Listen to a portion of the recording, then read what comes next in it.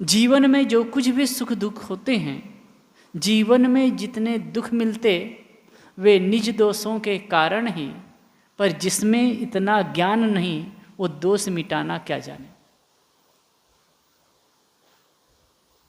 जो कुछ भी है, एक बात होती है, आदमी जब अच्छा करता है तो वो अपना एक क्रेडिट लेना चाहता है कि मैंने किया, और कुछ बुरा हुआ तो वो क्रेडिट दूसरे को देता है।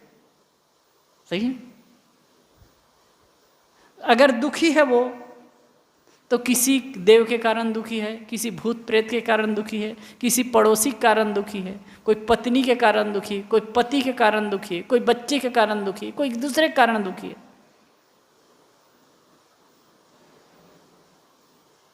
और सुखी है तो किसके कारण है? अपने कारण, मैंने ये किया। मैं तो कहता हूं, और ये तथ्य भी है, कि जो कुछ भी आपके जीवन में परिस्थिति का निर्माण हो रहा है ना, उसके कहीं ना कहीं जिम्मेदार आप हैं। कहीं ना कहीं जिम्मेदार आप हैं। आप सुखी हो रहे हैं तो, दुखी हो रहे हैं तो,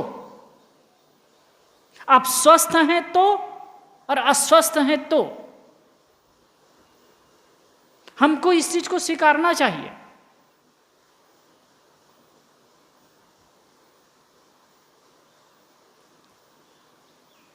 अब जब जो कुछ भी है हमारे कर्मों से हो रहा है, हम ही उसके जिम्मेदार हैं, इस चीज को जाने। अब एक चीज है, आज सहज बात है, जो भी करता है ऊपर वाले करता है। ऊपर वाले को क्या पड़ी है आपके लिए? उसको और कुछ करना नहीं है, आपके लिए है, बैठा है। जो कुछ भी होता है वो क्या ऊपर वाले जाने, या ऊपर वाले करते होंगे। अगर यही भी स्वीकार लेना तो कहे कि अगर ऊपर वाले भी, किसी ने बहुत बढ़िया कहा है, मनुष्य कर्म करता है ना, कर्म के अनुसार ही ऊपर वाला कर्म फल देता है। उसकी भी एक ताकत नहीं है कि आपके कर्म गलत हों और आपको सही चीज दे। सीधी सी बात है, आदमी अगर कहीं खेत में बीज डालता है, अगर गन्ने का बीज डाले तो ऊपर वाला उसको डांगर नहीं दे देगा? दे देगा? धान दे देगा? अगर आप अपने खेत में बबूल रोपे, कांटेदार वृक्ष रोपे, तो आप उससे आपको आम नहीं मिल जाएगा? मिल जाएगा, केरी मिलेगी।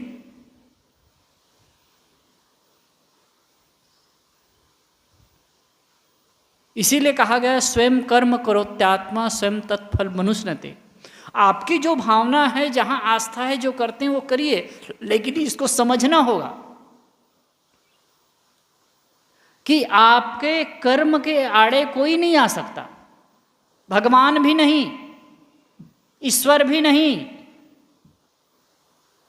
आप जो करोगे वो भरोगे। तो ये समझना होगा, ये दायित्व स्वीकारना होगा।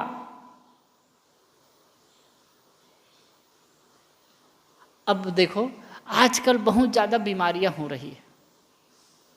आज हम लोग जा रहे थे गाड़ी से, तो चर्चा हो रही थी, तो मैंने कहा कि जैसे कि हम पालक लेते हैं मार्केट से, मस्त हरा हरा दिख रहा है, बहुत बढ़िया, कि पालक में अच्छे पोषक तत्व हैं, विटामिन है और खाने से बढ़िया होता है।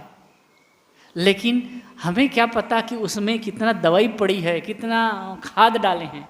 आजकल तो स्प्रे कर देते हैं, दवाई डाल देते हैं और खाद खूब डाल दिए, 2-3 दिन में छोटा छोटा है, 2-4 दिन में हरा भरा हो गया, और मार्केट में बेचते हैं, उसको तो हम देखते नहीं हैं।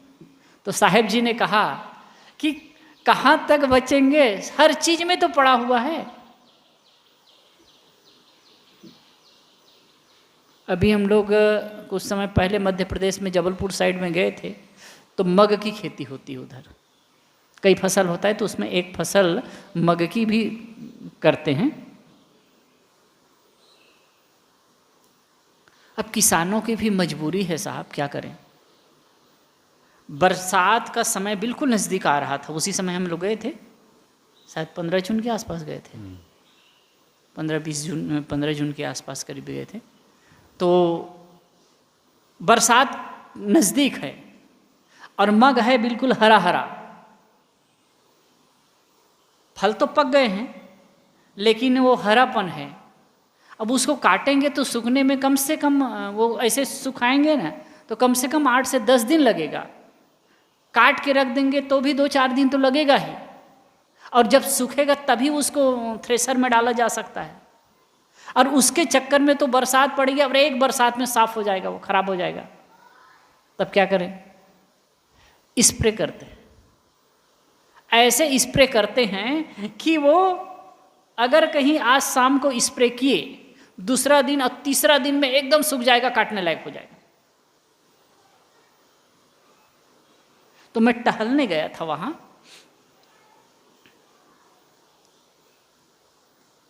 तो खेतों में आग लगा रहे थे।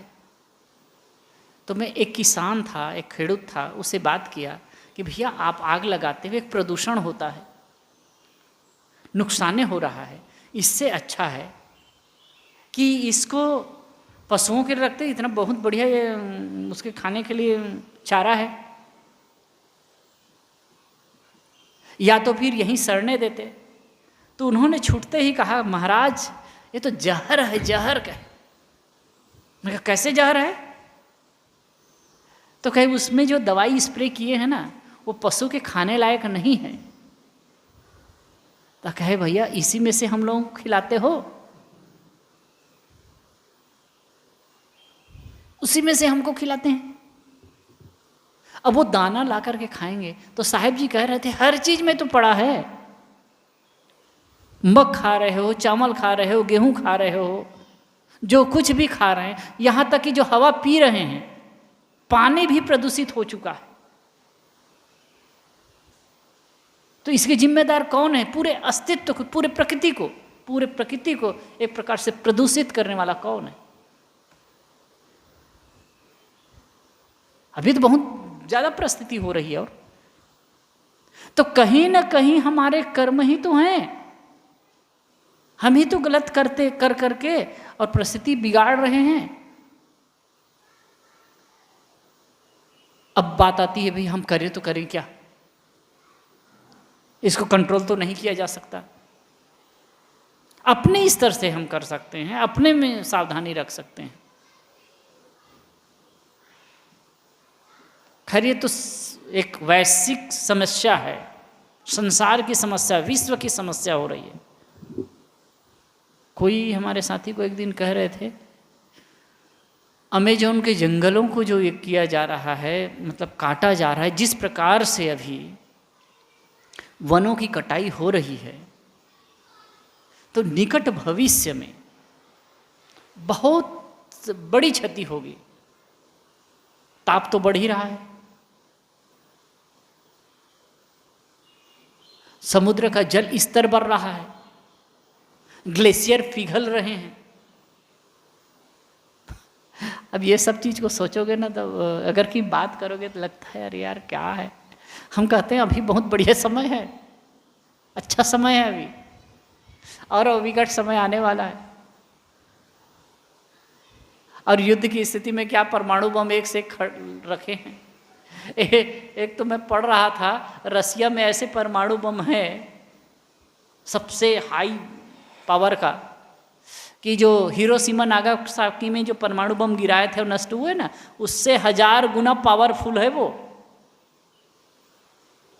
अगर कोई भी क्षेत्र में गिरे तो पूरा तबाह हो जाएगा। 200, 400, 500 किलोमीटर तक के पूरा उड़ा देगा। अब ये सब स्थिति बन रही है। अब खैर इस पर ज़्यादा सोच करके भी जो होगा होगा, देखा जाएगा। लेकिन एक चीज है, मैं तो ये कर्म पर कह रहा हूं, तो ये कुछ हम कर रहे हैं, हमें करना, मनुष्य कर रहा है। मनुष्य से ही तो प्रकृति को इतना नुकसान है। दूसरी बात है, हम जैसे सहज जीवन जी रहे हैं, फिर भी अपने जीवन में दुख खड़ा करते हैं अपने सोच से। आप जो कुछ भी सोचते हो ना, उसका परिणाम जीवन में आता है। आप मान लीजिए गुस्सा किए, जैसे कुर्सी को ठेल दिए, दरवाजा को ठेले जोर से गुस्सा से, आप जूता पटक दिए गुस्सा से, आप ये कर दिए, वो स्थूल चीज है, जड़ चीज है, लेकिन ये मत समझिए कि उसका परिणाम नहीं आएगा। आपने गुस्सा करके उसको फेंका, आपके अंदर एक तरंग पैदा हुई ना। कभी मैं कहानी कहता हूं, कहा हूँगा, एक सज्जन थे,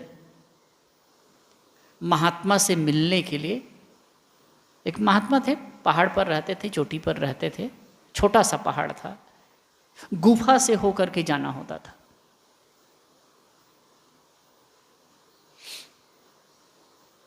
हम लोग इस साल छत्तीसगढ़ में गए थे, तो एक जगह गए थे, ऐसे गुफा से होकर के पहाड़ पर, ऊपर तालाब, बहुत बढ़िया जगह। तो ऐसे ही वहाँ संत रहते थे और वो भक्त था। चलते चलते चलते चलते वहाँ तक पहुँचे। अब कांटे, कंकड़ और झाड़ियाँ इधर उधर करते हुए बहुत परेशान हो गए। अब मन ही मन कर रहे हैं कि ये साधुओं को क्या हुआ है, तुम्हारी भाषा में कहते साधुड़ा लोगों ने, कि ऐसे ऐसी जगह में रहने की क्या आवश्यकता जहाँ लोग जा भी नहीं सकते। लेकिन जैसे गए तो वहाँ एकदम शांत आश्रम, छोटा सा छोटी सी कुटिया बनी है, वहाँ महात्मा अंदर में है। लेकिन जो चीज वो गुस्साए थे, अंदर में जो भरे थे, वो तो निकलना था। गए दरवाजा के पास, धड़ाम से उसको धक्का दिए। पहले तो जूता को निकाले तो इधर विधर अस्त व्यस्त जूता, एक जूता इधर दूसरा उधर। देखिए मैं जीवन पर बता रहा हूँ, ये सब चीज़ बहुत महत्वपूर्ण है। और उसके बाद में दरवाजा को धड़ाम से खोले। महाराज वो बैठे हैं अपने चौकी पर। अब देखिए तो बड़ा, फिर थोड़ा से एकदम शांत हो गए और पैर में के पास जा कर के, नमस्कार के पास में जा कर के पैर में पड़ गए और कह के, प्रभु धन्य भाग मेरे आपके दर्शन हुए धन्य भाग मेरे आपके दर्शन हो गए, मैं तो कृतार्थ हो गया। ये वो अपने ढंग से कह रहे थे, क्योंकि आदमी दिखावा बहुत करता है ना, और दिखावा के पीछे दुनिया पागल है। एक साधु है, अगर बैठ गए तपस्या करने लगे, दिखावा करने लगे, तो उसके पीछे लोग पागल हो जाते हैं। वो महात्मा था, वो बैठा था और ये जा करके बड़ा विनम्रता से कि धन्य भाग मेरे आपके दर्शन हुए, मैं कृतार्थ हो गया, ये हुआ वो हुआ, सब कहने लगे। महात्मा बिल्कुल शांत रहे, कुछ नहीं बोले। अब वो कहे कि प्रभु कुछ तो कहिए, भगवान कुछ तो कहिए। तो कहे मैं कुछ कहूँ इसके पहले जूता से जाओ, क्षमा मांग के आओ। जूते निकाल करके रखे थे ना, जूते से जाओ, क्षमा मांग करके आओ। तो उसके अहंकार को लगा, ओ कि जूते से क्षमा मांगना क्या हो गया। महात्मा एकदम मौन। अगर मुझसे कुछ जानना चाहते हो, कुछ सुनना चाहते हो, तो पहले जाकर के जूते से क्षमा मांगो, दरवाजा से क्षमा मांगो। जूता तो तुम्हें खाई खंदक से, कंकड़ से, पत्थर से बचाया है, लाया, और उसको तुम ऐसे फेंक रहे हो, उसकी क्या गलती है? इस दरवाजे का क्या दोष है जो धड़ाम से खोले?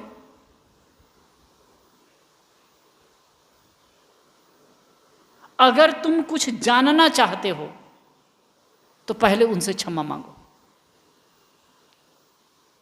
कहते हैं वो दोनों जूते को एक साथ में किया व्यवस्थित, और हाथ जोड़ करके कहता है, अब भाई बिना मांगे तो बनेगा नहीं, बिना कुछ कहे तो बनेगा नहीं, महात्मा की आज्ञा है। तो दोनों जूते को एक जगह करके और हाथ जोड़ करके नमस्कार करते हैं, हे जूते मुझे क्षमा कर दीजिए। इस दरवाजे का क्या दोष है जो धड़ाम से खोले?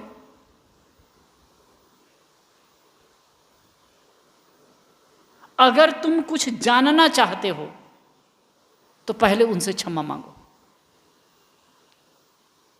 कहते हैं वो दोनों जूते को एक साथ में किया व्यवस्थित, और हाथ जोड़ करके कहता है अब भाई बिना मांगे तो बनेगा नहीं, बिना कुछ कहे तो बनेगा नहीं, महात्मा की आज्ञा है। तो दोनों जूते को एक जगह करके और हाथ जोड़ करके नमस्कार करते हैं, हे जूते मुझे, वो इकट्ठे करके वो क्षमा मांगते हैं। फिर दरवाजे के पास में जाते हैं, क्षमा मांगते हैं। आप सोच सकते हो, जूते को इकट्ठे करके कहते हैं कि हे जूते मुझे क्षमा कर दो, तुमने मुझे कांटे और कंकड़ से बचाया, लेकिन मैंने तुम पर गुस्सा किया। आप सोच सकते हैं, जब ये भाव लेकर के कहा, कहते हैं ना आप कहाँ झुकते हो ये महत्व का नहीं है, झुकते हो ये महत्व का है। जहाँ झुकना हुआ, अहंकार टूटा, वहीं जागरण की स्थिति आई। वो दरवाजा से क्षमा मांगता है और उसके पास में संत के चरण में जाकर के झुक जाता है कि बस प्रभु मुझे मिल गया। ये अहंकार ही तो झुकने नहीं देता है ना, इसलिए कहा झुकता वही है जिसमें जान होती है, अकड़ना तो मुर्दे की पहचान होती है। जिस वृक्ष में फल अधिक होते हैं वही फल वृक्ष झुकता है। जिस शरीर में जान होती है वो शरीर झुकता है, और जिस शरीर में जान नहीं होती वो तो मुर्दा अकड़ जाता है। 4 से 6 घंटे में मुर्दा अकड़ जाता है।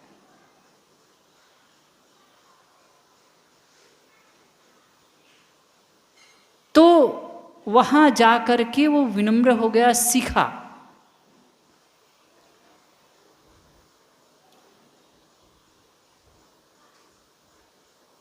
तो हम कहीं भी जाते हैं, बात आई कि कर्म, ये जो अहंकार है, हमारे विचार हैं, यही तो हमें दुख देता है। कर्मों की श्रृंखला को तोड़ने के लिए पहले अहंकार को तोड़ना पड़ेगा। मैं बड़ा हूं, मैं धनी हूं,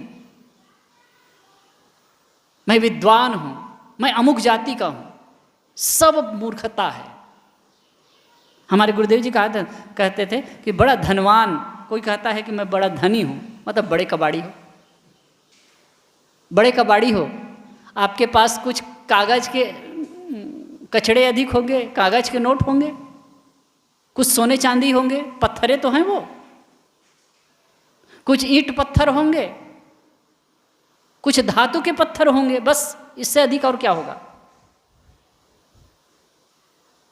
और कुछ उच्च जाति के, क्या उच्च जाति के, सभी तो एक समान पैदा हुए हैं, एक तरह से माता पिता के रजवीर द्वारा पैदा हुए, 9 महीने तक मूर्ता में मां के पेट में पड़े रहे। अधिकता क्या हो गई? ज्ञान या विद्वता का अहंकार। क्या विद्वता है? आदमी बहुत जानते हुए भी, चाहे कितना भी, चाहे कितनी भाषाओं को आप जानते हो, कितना ज्ञान अर्जन किए, फिर भी बहुत कम है। इस अस्तित्व के सामने बहुत कुछ कम है,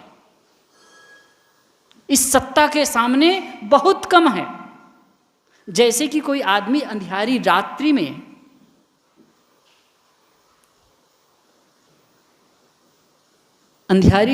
में कोई जाए टार्च लेकर के, तो टार्च के प्रकाश में वो देखता है तो कितना देखता है? थोड़ा देखता है ना, बहुत अधिक को नहीं देखता है, बहुत अधिक को नहीं देखता है, देखता थोड़ा है।